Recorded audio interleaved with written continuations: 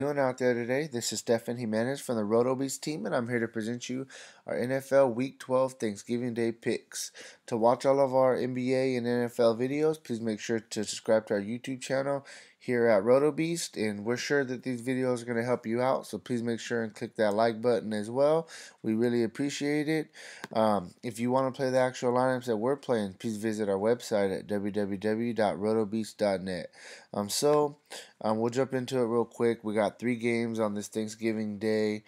We'll start first with the Giants. The Giants going into Washington. This game has the highest implied total at 48 projected points to be scored. Um, and okay, I'm sorry. Excuse me. I'm sorry. This game has the second highest implied total points to be scored at 45 points. Washington is favored by -7. Then we got the Cowboys facing the Chargers at home. This game has the highest implied total of 48 projected points. The Cowboys are favored by 1 point. And then we got Minnesota going into Detroit to face the Lions. This game has the lowest total of 44.5 projected points to be scored, and Minnesota is favored by 3. So these all look like pretty nice games to target. We'll get started. At the quarterback position, I think Kirk Cousins is the obvious top play this week. I'm going against the New York Giants team that's just been absolutely horrible. They're ranked 31st overall defense, 30th against the pass, 30th against the run. Kirk Cousins, he's coming off a big week last week against the Saints, who actually are the fourth best pass defense. You got to really like Kirk Cousins. Last week he went off for 322 yards, 3 passing touchdowns, also ran for 11 yards. For 26 fantasy points. This is a monster number. The week before against a really good Minnesota defense who ranked fifth. He went off for 327 yards, a touchdown, and then he actually even ran for 2 touchdowns. So this is surprising that he even ran, but he's actually ran for another touchdown this year. So we like quarterbacks that will occasionally get run. Plus this guy's a gunslinger. He's averaging almost 300 yards a game. I think he gives you, in my opinion, the highest floor for your cash games. I really like Kirk Cousins. I think he's the top play at quarterback. Then I really like Matthew Stafford. Matthew Stafford, he's going to have to throw a lot. Minnesota's ranked fifth against the run. So I could definitely see him, having to throw 40 times this game. And Matthew Stafford, he's a really good quarterback. He's gonna get you a couple. He's gonna usually get you a couple touchdowns a game. He has had this occasional letdown. Last time he faced Minnesota at home, he had a bad game. He only got 10 fantasy points. He threw 31 times, only completed 19 for 209 yards, 0 touchdowns. So earlier in the year at Minnesota, he struggled. Coming back home on Thanksgiving, I think he watched film and he's gonna, figure out, what he did wrong the first game. He's gonna come back with a stronger game. So I like him as my second quarterback this week. And the last guy I'll mention at quarterback, Philip Rivers. I think he's a really good GPP play. My Cowboys, they've been getting torched. Plain and simple. We got embarrassed last week. Philadelphia pretty much did anything they wanted against us on offense. Philip Rivers, he has upside for 3 to 4 touchdowns. And he's going to be very low owned, so I think he's a solid GPP play. Next, we'll move on to running back. I think Melvin Gordon's the top cash game running back. This guy, he's just been good. He got 14 points last week, but he pretty much took us the whole second half off. The Cowboys, we ranked 26th against the run, which is not very good. We allowed last week 33 carries for 215 yards and 2 touchdowns to the Eagles running backs, and they averaged 6.5 yards, so they absolutely torched us. We can't without Sean Lee.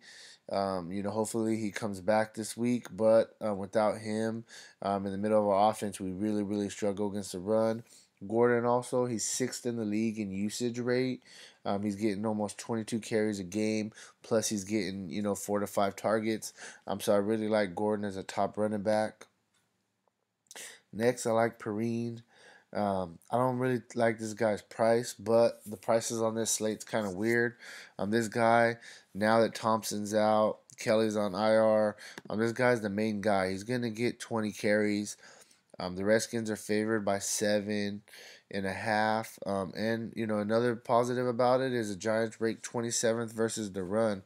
So this guy, I think he's not gonna have the monster game of 19 again. He barely got his first rushing touchdown last week, but I think you can easily see him for 20 carries and 90 yards, get you close to 10, 11 fantasy points as a floor. And then, if he does get you a rushing touchdown, he does have, the 19-point upside like last week. And the last running back that I kind of like is Jared McKinnon. This guy, I mean, him and Murray, they're splitting carries, which kind of sucks. I don't really care for it, but I mean, he's a clear pass catching back. He's getting, he's averaging about five targets a game right now. And I really like him in this spot. At 6.2, it's a fair price tag. We need about 12. So pretty much we need him just to get a touchdown for us because he's gonna get 8, probably 7 or 8 between 50 yards rushing and 30 yards catching plus a touchdown. That would be a great day for him. So I like him. I think he is more of a GPP player though. Next, we'll move on to wide receiver. I mean, Adam Thielen, this guy's just been going off, plain and simple. The last 3 games, he's got at least 18, 26, and 21. I mean, he's coming into territory of starting to be one of the best wide receivers in the game this year. I mean, he's been very consistent. He's catching crazy balls that you wouldn't expect him to catch. He's bringing them in like nothing. I really like him. He's one of the top plays on this slate. Then we got Keelan Allen. I think this guy is the probably most cash game safe.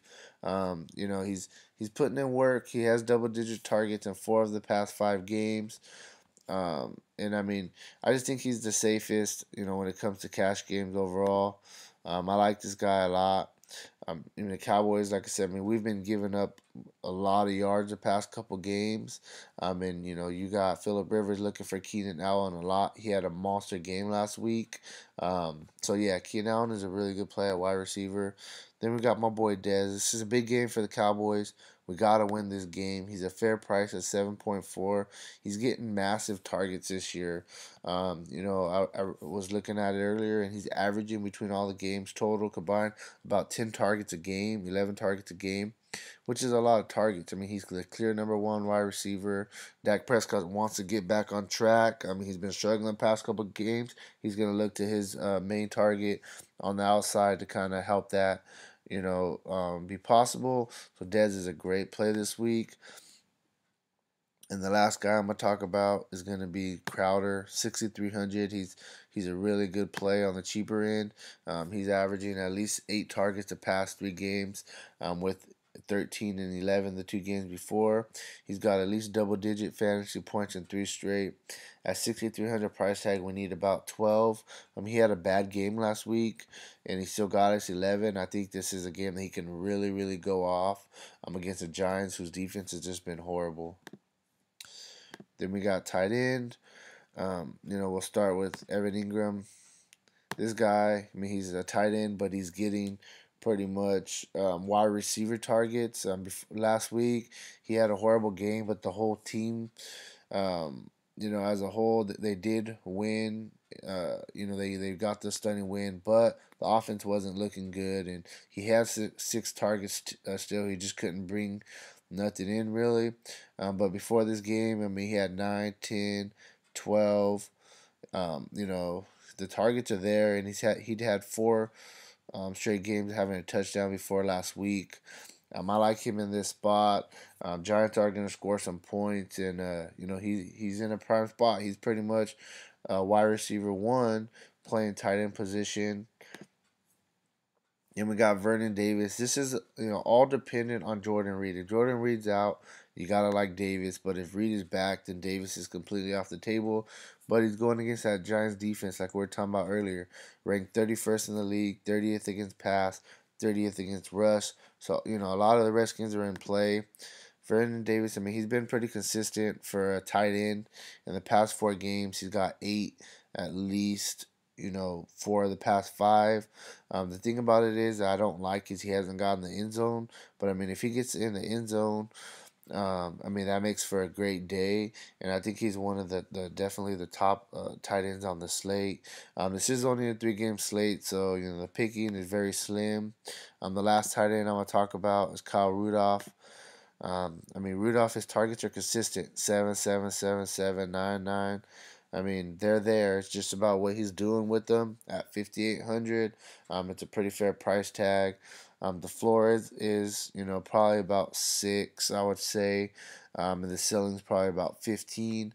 But I think he's a relatively safe cash game play, definitely. So that's kind of where I'm at. Defenses, just I'll touch on real quick. You gotta like the Redskins defense. That they're favored by a lot. The Giants are gonna have to throw, and their offense hasn't been very good. Minnesota is probably the best defense overall on the slate. So I like them a lot. Although going against Matthew Stafford, who's a good quarterback.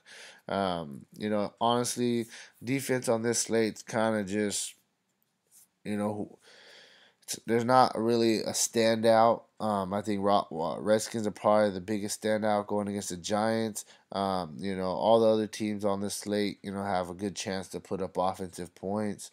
So yeah, that's kind of where I'm at for this video. I hope it helped you out, and I'll be back later in the week for my main slate video for my NFL picks, and I hope everybody has a wonderful Thanksgiving, and I'll talk to you later.